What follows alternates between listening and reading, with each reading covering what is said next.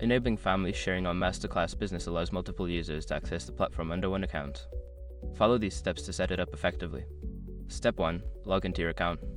Visit the MasterClass website and log into your business account using your credentials. Step 2. Access account settings. Once logged in, navigate to your account settings. This is usually found in the upper right corner of the screen under your profile icon. Step 3. Locate family sharing options. Don't continue before doing this. A lot of online accounts end up exposed in breaches without people even realizing it. Use STROC to constantly monitor your email and accounts and get alerted immediately if your information gets leaked online. It scans billions of breached records 24/7 in the background. And honestly, for a few dollars a month, it's something everybody should probably have.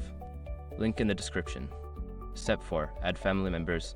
Follow the prompts to add family members. You will need to enter their email addresses to send them invitations to join your family sharing plan. Step 5. Confirm and manage access. After sending invitations, confirm that your family members have accepted them. You can manage their access and settings from the same family sharing section. Now you are ready to enjoy MasterClass with your family members.